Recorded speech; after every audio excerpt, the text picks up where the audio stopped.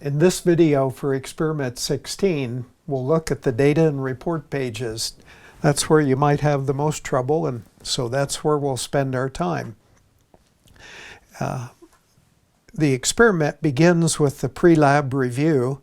Question number 1 is always the same. Are there any specific safety alerts in the experiment? And as you read the experiment, look for these triangle icons.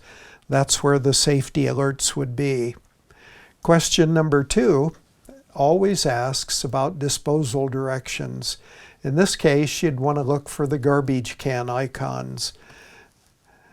And 3 and 4, the rest of these I don't think you'll have any problem with. They're pretty straightforward. If you read the experiment, why, you'll be okay. And as we get down to number 11, I've answered it in detail for you because it's the most important point of the whole experiment. And let me begin by talking about number 11 a little bit down here at the bottom. Here's my representation of a pure solid. These little dots represent lattice points in the solid. They can be molecules or ions. The solid is held together by the attractive forces between these dots. And as we apply heat, if we were going to melt the solid to determine its melting point, eventually we'll reach some point at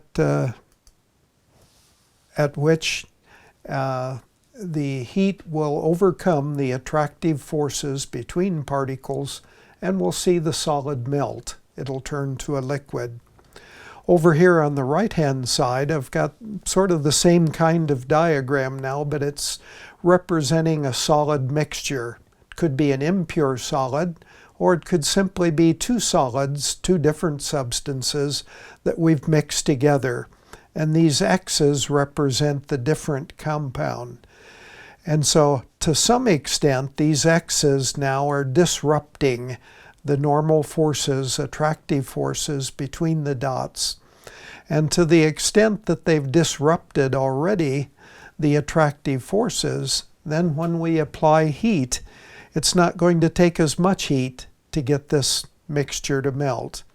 We call that a mixed melting point, and mixed melting points have lower melting points, they have a wider range.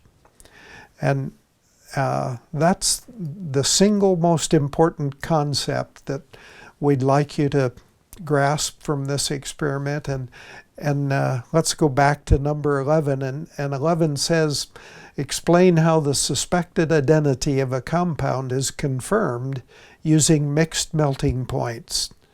Well, if I suspect that my unknown is this particular solid, and I mix the unknown with this substance, if indeed the substance is that unknown, then we've just simply combined these two. It's still pure, it's the same substance, it's going to have the same melting point that it did originally. However, if I suspect that my unknown is this substance, and indeed it's not, then I've got a solid mixture. I've got two different substances. It's going to be like over here on the right-hand side, it's going to have a lower melting point. So just in summary, if they're the same, it's the substance on the left. If they're different, then it'll have a lower melting point. Let's look at the data and report pages. The very first thing that you do in the experiment is called a thermometer correction. Notice that we've got 3 substances, organic compounds. Their literature values are listed here, and they're listed to the 10th of a degree. And so you'll want to record your measurements to the 10th of a degree as well. And it could be that the thermometer that we use in the laboratory is not as accurate as these. It could be that the samples aren't quite as pure as these. And for a variety of reasons, your measured melting point or your experimental melting point might be a little different than what the literature value is. So I've put some arbitrary numbers over here. My numbers are close, but they're not exact, so you don't want to use my numbers. And down below, I've taken this data. Here we have 2 bits of information. We have a total of 6 bits of information. That'll allow us to put 3 points on the graph. On the horizontal axis is the correct melting point. Up here in the vertical axis is the measured melting point, or your experimental value.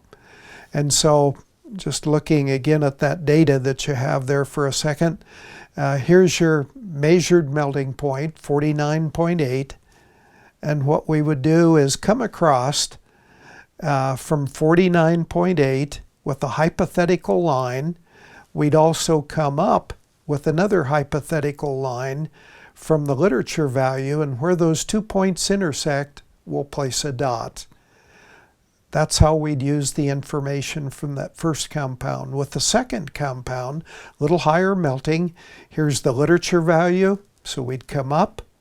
Here's our experimental measured value. We'd come across where those 2 hypothetical lines meet as a point. And we'd get a third point in the same fashion. And then finally, we'd draw a straight line that came as close as possible to those 3 points. That's how we'd construct the graph for the thermometer calibration. And if you need a little bit of review on graphing, Appendix A in the back of the book will be helpful for you. Let's look at Part B. Here's the effect of impurities on melting points. So here's the measured melting point of pure biphenyl. This is what you will get as you read the thermometer in the experiment. And the next piece of data is where we've got a mixture of 2 compounds, biphenyl and coumarin. Oh my gosh, look how much the melting point has been lowered. Because coumarin now is disrupting some of the attractive forces in this pure biphenyl, and it lowers the melting point. It's even more dramatic when you mix p-toluidine and orthonitrophenol. When these 2 are mixed together, the sample actually melts. Well, you could envision some other reasons for it melting. Maybe there's some water, maybe stirring provides heat, but those are not valid explanations. What we're looking at is the fact that a mixture melts lower than either pure substance. So 2 pure substances that are solids at room temperature, when we mix them together, their melting point is below room temperature, so it turns to a liquid. Over here on the right-hand side, in the report part of this part of the experiment, you use the graph that you constructed in Part A to come up with a corrected melting point. And you'll do that for both of these. And let's just back up for a second and I'll show you how you do that.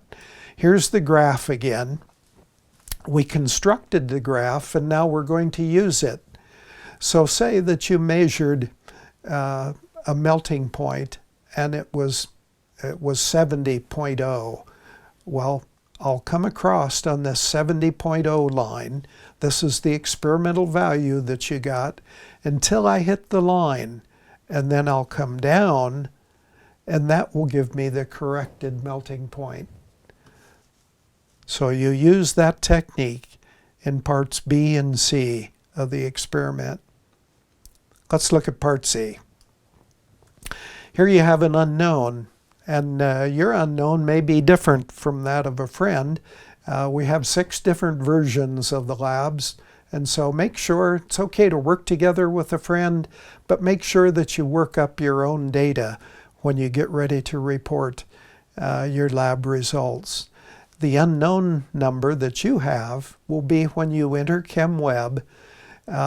It'll give you a student lab number. It's a 4-digit number, and you'll place that 4-digit number right here. Here's the melting point now that I put down, 86.5. You may have something that's very different from that. And I'm just going to go down to the bottom of the page now. The unknown is one of 9 different compounds. 3 of those compounds melt in this range, 45 to 55. And these blanks down here signify those 3 compounds. There are 3 compounds that melt 62 to 72. Your unknown might be one of those. And there are 3 that are listed that melt 78 to 88. Well, the one I picked is in this range. So my unknown is one of these, and then there are 2 other substances that are different. The 2 other substances are acidamide and acetanilide. I should have said the 3 substances are acetoacidanilide, and vanillin. And one of those is my unknown. The other 2 are different.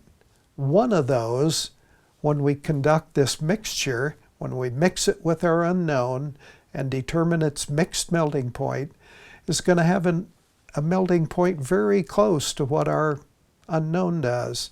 And here it is. That means that this unknown is acetoacidanilide. And the other 2 mixtures are going to melt lower.